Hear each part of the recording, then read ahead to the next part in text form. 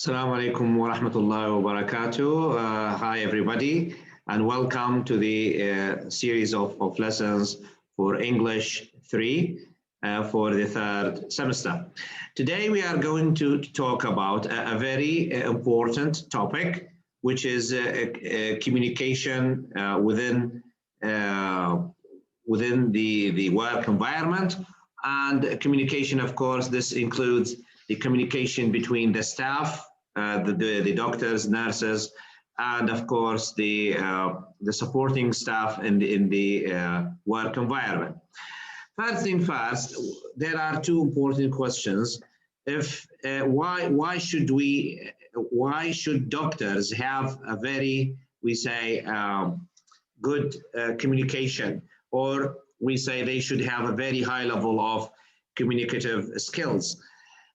In the work environment, if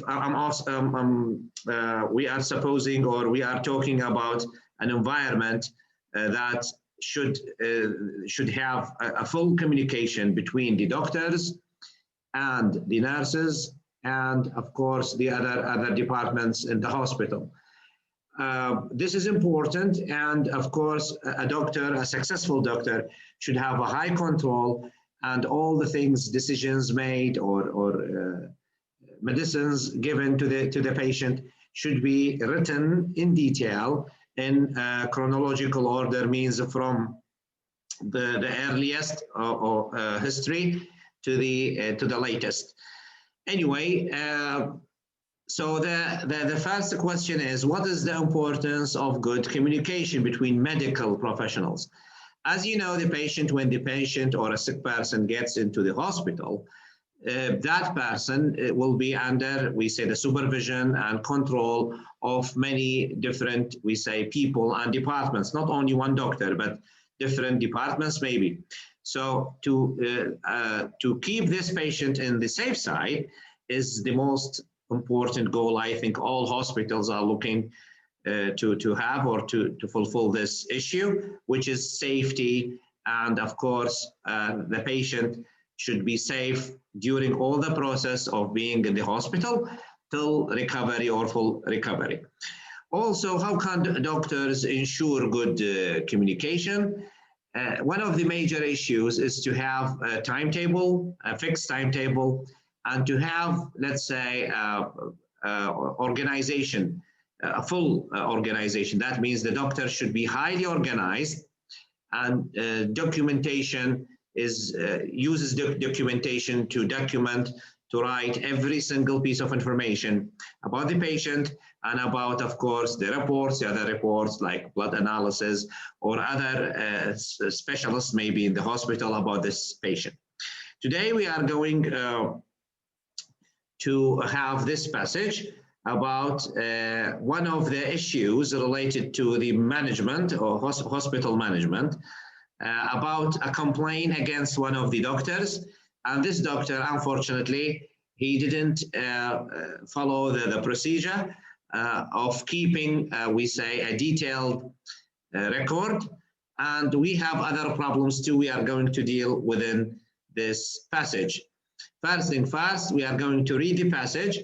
Then we are going to discuss the questions.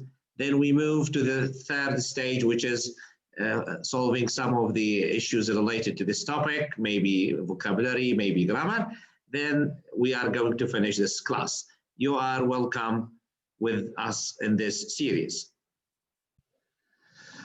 Okay, so now we have a letter, an email from a supervisor. His name is Hernandez, and he's sending a letter to Dr. Wilson complaining about some issues related to his work. Of course, in the work environment, such a letter is not a good indication. So that means the Dr. Wilson should take things seriously, and to deal with this issue in a more, we say, more professional way. I'm going to read now the letter, and we are going to deal with some vocabulary and some words related to the topic of, we say, management communication between the physician and the staff. Okay, so the subject, as you can see the letter, the subject is called communication. Now, Dr. Wilson, of course, Dr. Wilson, no dear, no, salaam alaikum, nothing. This is just, we say, a forceful way just to show that the manager is not happy about the performance of the doctor anyway. Okay, so a recent situation has come to my attention that raises some concerns about communication in your department. So the first thing here, he is Dr. Wilson, Dr. Hernandez is complaining about, this is in the introduction to the situation, has come to my attention that raises some concerns. Concerns means he's not happy about the issues, about communication in your department. Several nurses have complained that the instructions in your plans of care are often disorganized. So the first thing is about the instructions, giving instructions, do this, don't do that. So they are confused. These instructions are not clear enough, number one. And Dr. Kowalski, that's another doctor working in the department, who takes over for you during the afternoon shift change, also mentioned problems with your notes. So there is another doctor also mentioned some with the notes of the Dr. Wilson. He said that he had to gather information from several patients a second time because the records were so difficult to read. When a doctor writes a prescription, or a doctor writes, let us say, a note like here, we have in front of you, as you can see it in here. This is the note. We have something called eligibility. Eligibility means you cannot read it. No one can read it. Okay, so a pharmacist can't read it. Another doctor cannot also read it. So this is not a good issue. So your handwriting should be clear. For example, we say this, if I say this is, we say, let's say, an important issue. For example, so you can read this. But some doctors, when they write, they say, this is an important issue. So this is called illegible. So the handwriting is one of the major issues to show, we say, or to keep communication between staff and, of course, the hospital members. Okay, so the first thing here he complained about, he said, Dr. Kowalski, he said, your notes are difficult to read. Then the second paragraph, I have reviewed your patient's medical records and found that your notes are not concise. Concise means accurate, so they are not accurate. As you know, legible writing is vital to the health and safety of our patients. It is also absolutely necessary that you document all patient details and instructions in chronological order. Chronological order means from the beginning, then what happened after that, the first day, the second day, the third day, the fourth day, till the end of the, we say, the period the patient stays in a hospital. So this should be written in order from day one to the final day to avoid confusion and possibly disaster. Why Dr. Hernandez is difficult, is angry, because the situation is not a simple situation. Any mistake that happens within the responsibility of a doctor might not always end well. Sometimes we say things happen, or sometimes we say things go south. That means some issues become very, very bad, and maybe the patient maybe even the patient loses his life, or he or she might die because of such, we say, mistakes or silly mistakes in documentations, or in keeping, we say, a correct record for the patient. We had, yes, now we have this example. Now he's going to talk about an example. This example now is going to be explained in the third paragraph. We had a near miss yesterday when nurse Pierce almost gave a patient acetaminophen. Acetaminophen is a kind of, we say, like Panadol. The other name of acetaminophen is Panadol. Even though he's allergic. So the nurse followed the instructions, and the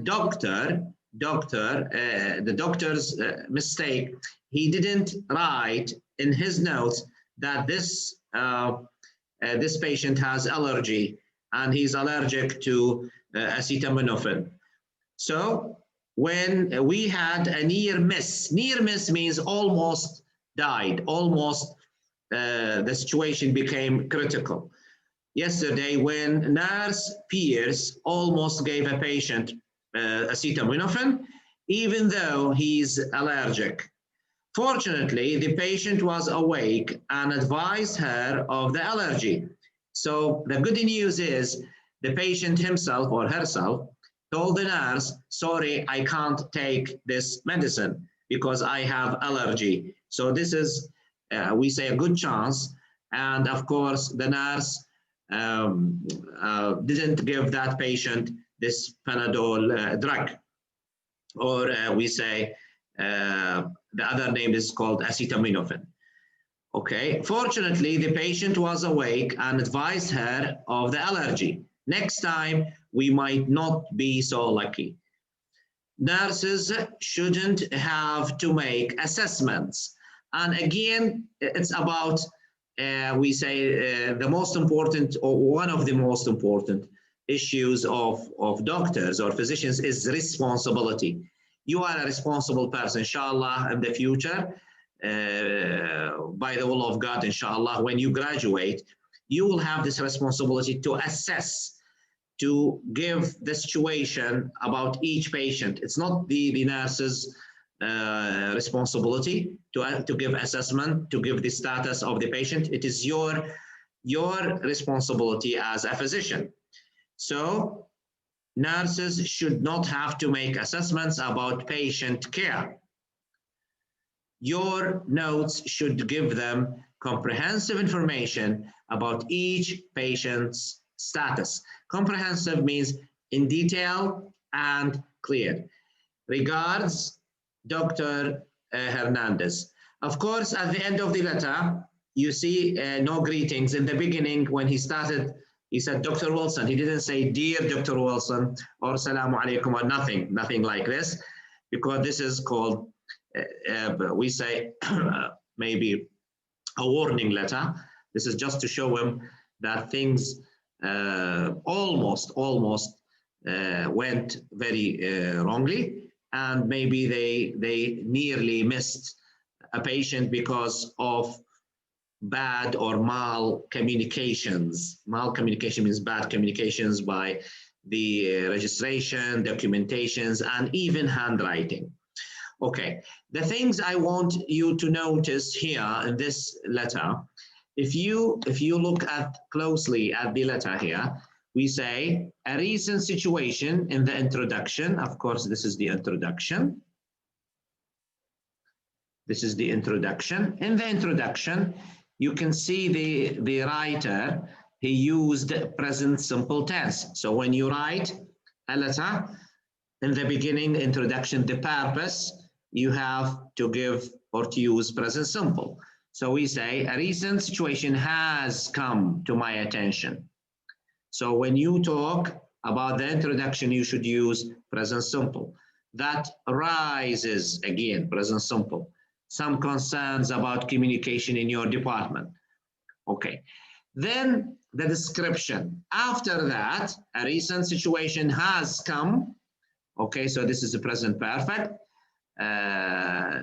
Present perfect, or using present simple or present simple and present perfect. To my attention, look here, this is present simple in here. Some concerns about communication in your department. In the introduction, we use present simple or present perfect and present simple, or present simple and present perfect.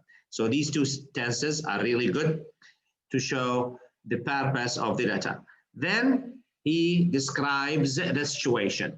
Several nurses have complained that the instructions in your plan care are often disorganized.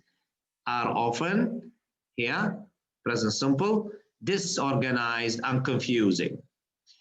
And then this next situation. So disorganized situation notes everything in chaotic situation. It's not a very good situation in a treating department.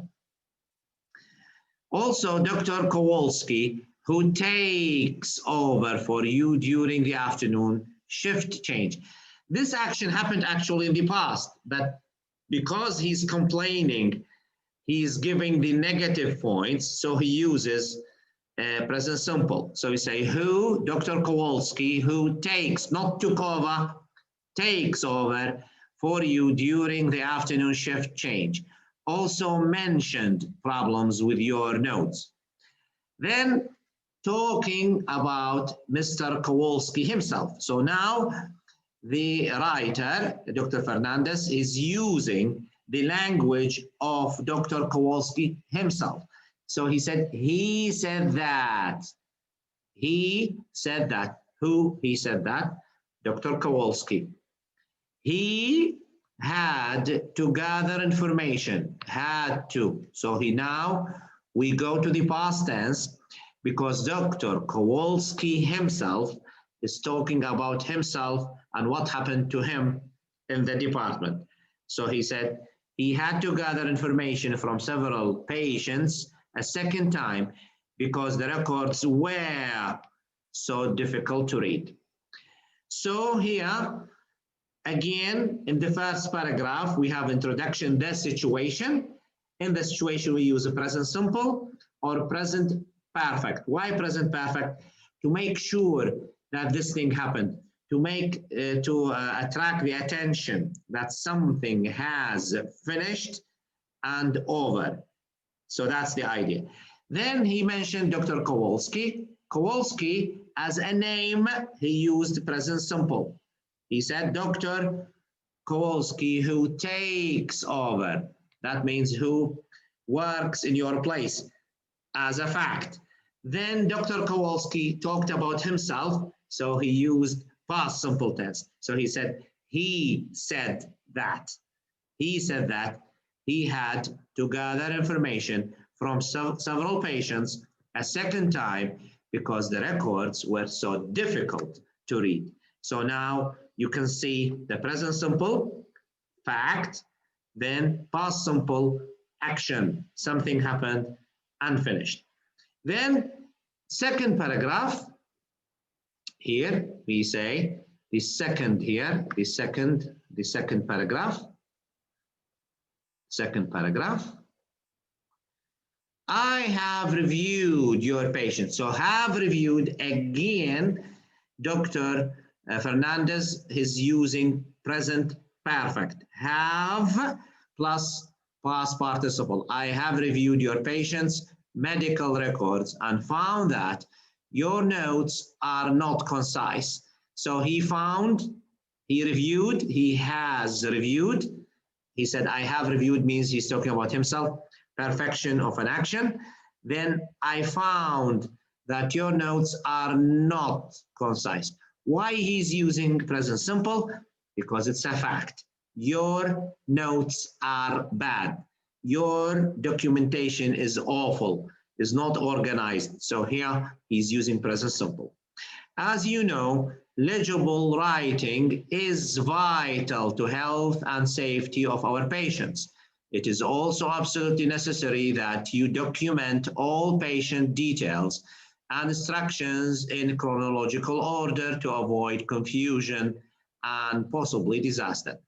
Look here, it is also present simple that you document present simple and instructions in chronological order to avoid, this is infinitive, confusion and possibly disaster.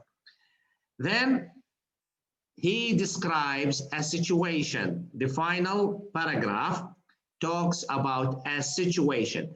When you talk about an event or a situation, you have to use past simple. We had a near miss yesterday. So he's talking about a situation. Yesterday means past simple, happened, finished, and over. We had a near miss yesterday when nurse Pierce almost gave a patient, so here, gave, past simple, acetaminophen, even though he is allergic. He's allergic because it's a fact. Fortunately, the patient was awake, look here, past simple, and advised her, past simple, of the allergy. Next time, we might not be so lucky. So next time, he's talking about the future. Nurses should not have to make assessments about patient care, and your notes should give them comprehensive information about each patient's status. Now, the last three lines or two sentences, actually, this is called a recommendation.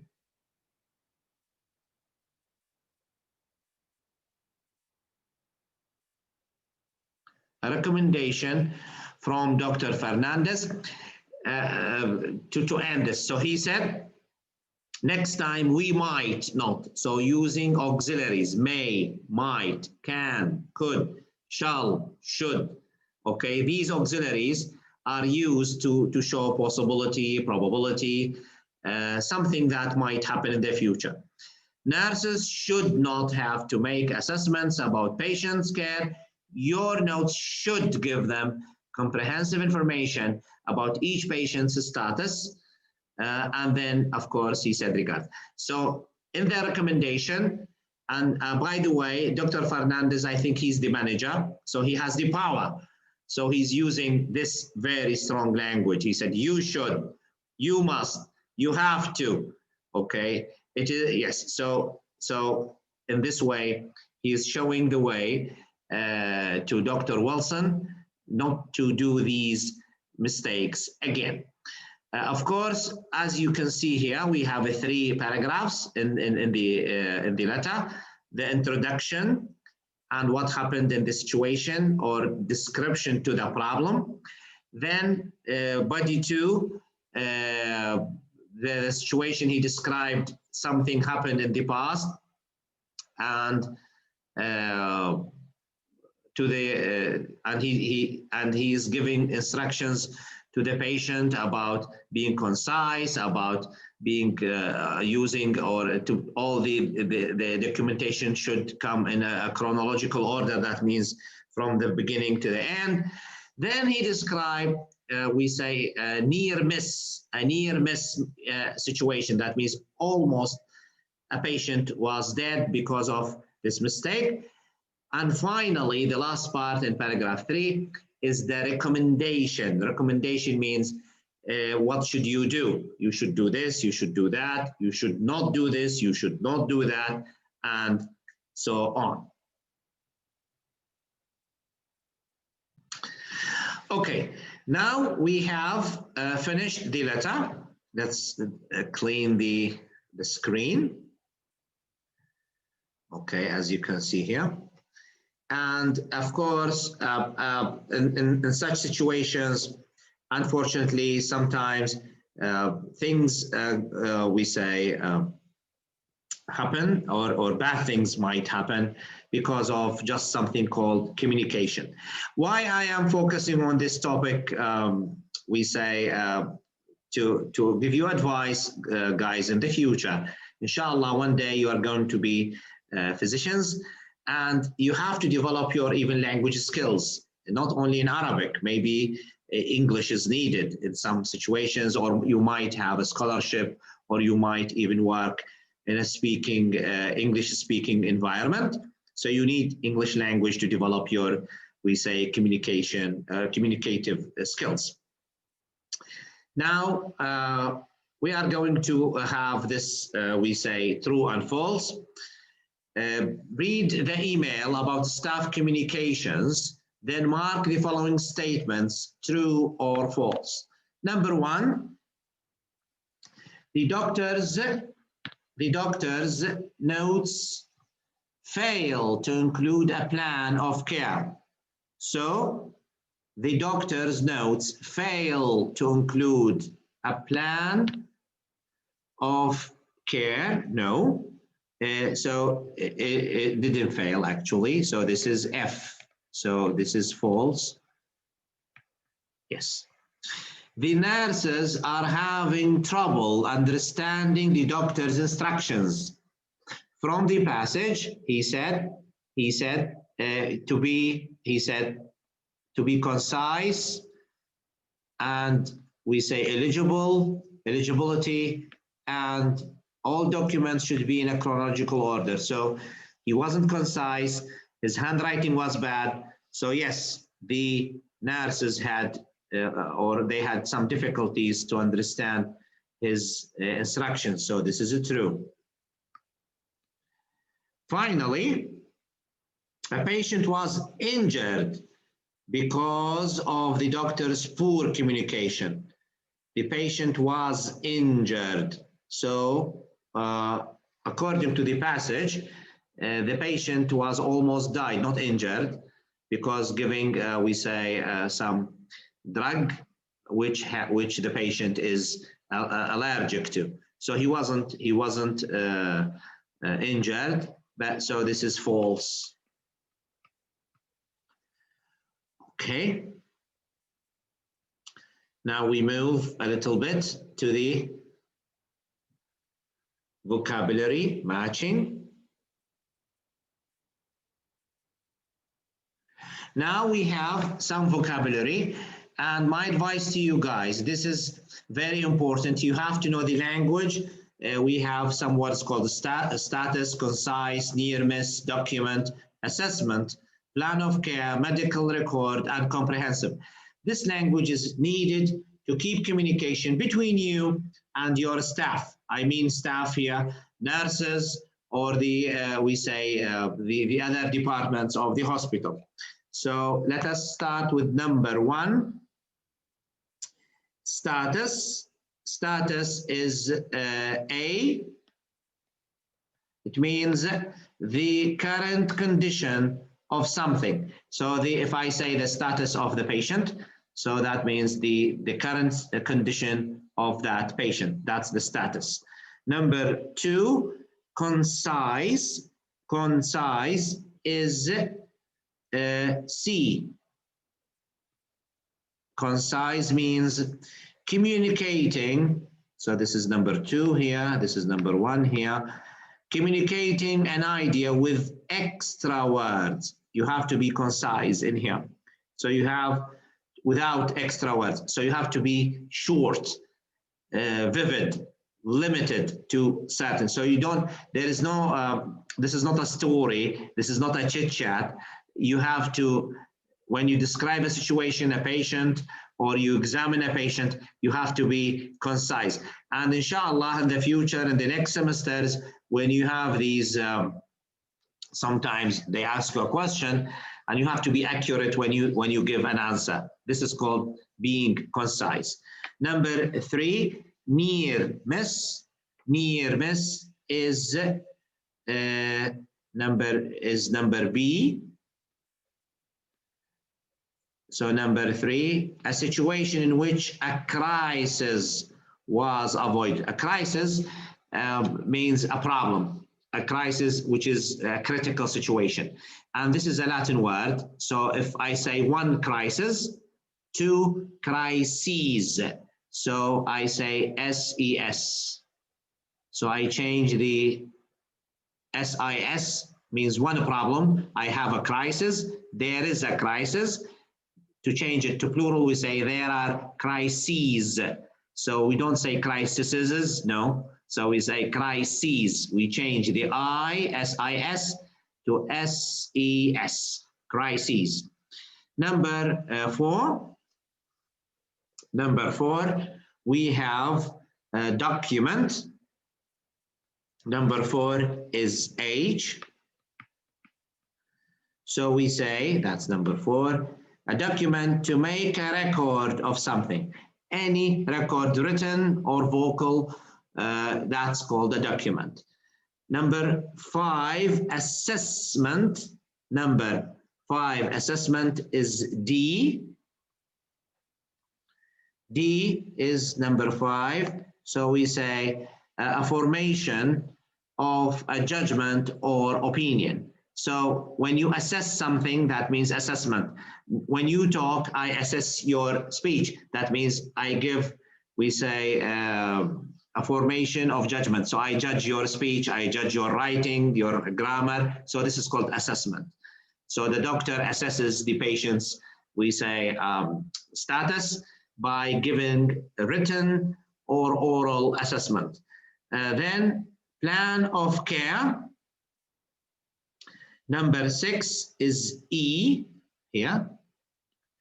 An outline of a patient's treatment. Plan of care, that's here in E. That means a plan of care. It means an outline of a patient's treatment. And this, of course, should be written by hand by the doctor and should be clear. We say legible to read, legible, not illegible. Illegible means it's not readable or difficult to read. Then number 7, medical record is F. Here, this is F. So a collection of patient information means the history of the patient, the blood analysis, the treatment he has given, all the records, all the things, and they should come in order from the first, the second to the end, and this is called chronological. Chronological means come one by one in a very, we say, accurate way. Number 8, comprehensive. Of course, number 8 is G. So this is G, being through or complete. So that's the final thing is G. Comprehensive means being through or complete. These are some of the vocabulary and some of the words needed to keep communication. And of course, as a physician, as a doctor, you should know how to use them accurately. You have to, from now, you should develop your, we say, language. As I said in the last class, to develop a language, you should listen.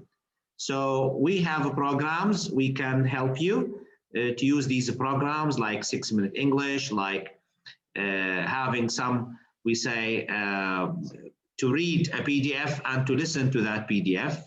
It's an audio, so you listen and you read at the same time for 6-Minute English. And this way, this program, this short program can help you to develop your linguistic and communicative, we say, skills. You need to, I know you can understand the words, you can read very well as well, but the idea is I need here communication. Communication here is the ability to convey your message correctly and of course appropriately and highly, we say, concise. That's the idea. To be concise, it means to be accurate and short at the same time. And this is a professional thing. This is something which is something we should do it professionally, and each physician should have it to maintain his future career. So at the end of the class today, I'm really happy again to be with you in the second class for English 3. And as you can see here in front of you, we have some happy faces, the physician, the staff, we don't have a patient in here anyway, but the patient should also be happy. And this happiness, of course, comes because you are doing a great job, guys. You are doing not only uh, not only not only you are doing just we say a job like everyone else's job, but you are helping the community to be healthy. And of course, healthy community means healthy people. And of course, healthy people means happy people. So at the end of this, I wish or I hope that you got this message today. That's the importance of communication, not only for this class, but even for your future career. Thank you for attending this class, and inshallah see you in the next classes. مع السلامة.